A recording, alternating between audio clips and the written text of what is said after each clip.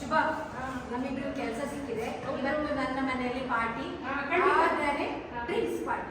ನೀನ್ ಬರ್ಲೇನೆ. ಏನ್ ಡ್ರಿಂಕ್ಸ್ ನೋಡೋಣ? ಇಲ್ಲಪ್ಪ, ಮತ್ತೆ ಅದು ಅದು ಅದು ನನ್ನ ಬಗ್ಗೆ ಎಲ್ಲ ಅದು ಬೇಡ ಬೇಡ.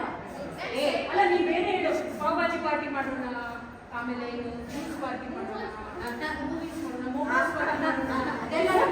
ಇಲ್ಲ ಇಲ್ಲ, ಈಗ 15-20 ವರ್ಷದಿಂದ ಅದೇ ಮಾಡ್ತಿದ್ದೀವಿ. ಈಗ ನಮಗೆ ಕೆಲಸ ಸಿಕ್ಕಿದೆ, ಒಂದು ಡ್ರಿಂಕ್ಸ್ ಪಾರ್ಟಿ. ಬರ್ತೀಯಾ? ಡ್ರಿಂಕ್ಸ್ ಬರೋದಿಲ್ಲ.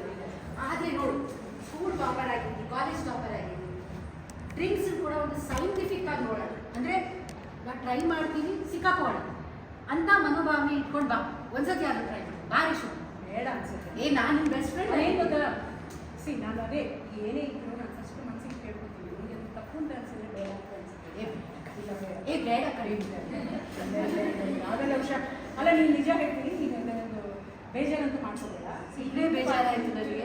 ಬೇಜಾರು ಮಾಡ್ಕೋಬೇಡ. ಬೇರೆ ಯಾವ ಪಾರ್ಟಿ ಆದರೆ ಇಂಥದಕ್ಕೆಲ್ಲ ನಂಬರ್ ಇಲ್ಲ. ಇದು ಇದೇ ನನ್ನಿಂದ. ಆಮೇಲೆ ನಾನು ನನ್ನ ಅಮ್ಮನಿಗೂ ಪ್ರಾಮಿಸ್ ಮಾಡಿರ್ತೀನಿ. ಅವರಿಗೆ ಪ್ರಾಮಿಸ್ ಮಾಡಿದ್ದೀನಿ ಅಂತಲ್ಲ, ನನ್ನ ಮನಸ್ಸು ಒಪ್ಕೊಳ್ಳೋ ವಿಷಯ ಬೇಡ ಅಂತಲ್ಲ. ನೀನು ಮಾಡಿ, ನಿಮ್ಮ ಫ್ರೆಂಡ್ಸ್ ಜೊತೆ ಎಂಜಾಯ್ ಮಾಡಿ.